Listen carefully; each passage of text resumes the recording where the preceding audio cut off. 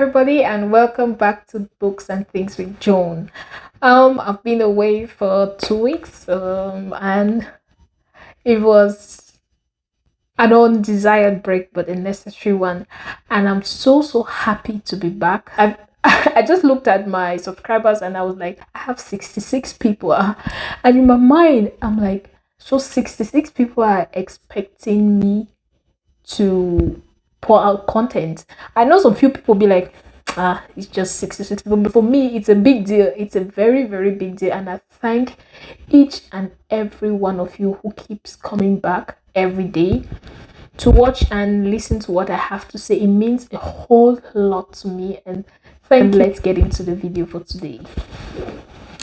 So for today, I didn't pick a specific book. I decided to talk about my mental health routine, like what I do every day to help keep my sanity, because sometimes life can get so draining, it can get so hectic, and it can get so depressing. There are many things I do to stay sane, because there's this statement that my kid sister always makes and laugh, and she's like, be careful with somebody who tells you you're lucky I'm saved, like you're lucky I'm a Christian. So I always tell people, sometimes I just thank God I'm a Christian, because without Christianity, I may be one of those very insane people, like an extremist, so to speak. So I thank God for Christianity, and I thank God for the consciousness to always make sure that I'm in the right state of mind and those around me as well. And always try, even though I have my moments, we all do, always try to make a balance, like try to create a balance. And for today, I'm going to be telling you one thing I do every single day that helps me create that balance. I hope to make a video in the future about my whole self-help routine, but for today I just want to talk about something simple that you can include in your routine and your daily routine that will help improve your mental health and just add more flavor to your day. We'll be talking today about devotionals, and as you can see, I have a couple of devotionals in my hands here, and I'll just give you an intro into devotionals, like a crash course on devotionals and why I read devotionals and the different kinds of devotionals I read, and you can pick whatever works for you. So the first kind of devotional I would like to talk about for today is actually a family devotional. A family devotional like this one is actually an amazing devotional to have at home, particularly if you like morning devotions or just like family time, and you just want to have something that binds the family together, apart from games, of course, and movies. So a devotional actually gives moral lessons, and this one is actually a Christian devotional, which I love.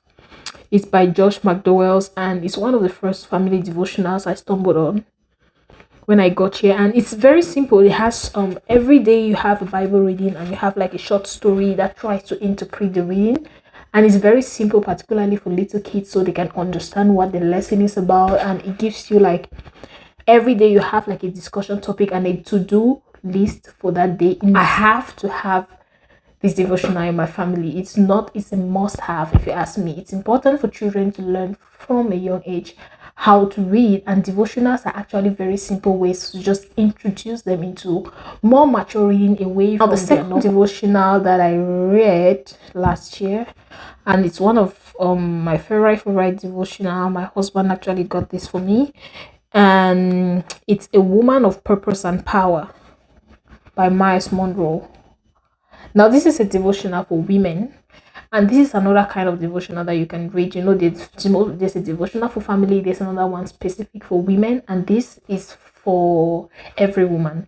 And I think this devotional in particular was targeted towards as women that are very ambitious, in my opinion, women that are very driven, and it's an all-encompassing devotional. It's more of a relationship kind of devotional. I can say it's for ambitious women who will marry, so to speak, because it talks about men and women, the difference between men and women, and everything that has to do with relationships. It's a good book for an independent woman who just wants more advice on relationships, on character. It also does have like the topic for the day and the verse from the Bible. However, he explains what the topic for the day is in relations to the Bible verse. So it's more technical than the family devotional. Now the third devotional I have here is actually a devotional. This is my New Year gift from my sister. I love it. Like, this is the best gift I've received 2021 by Joyce Meyer. And this is my devotional that I actually am reading right now. I read it every single day wherever I am. This book is wherever I go, it goes.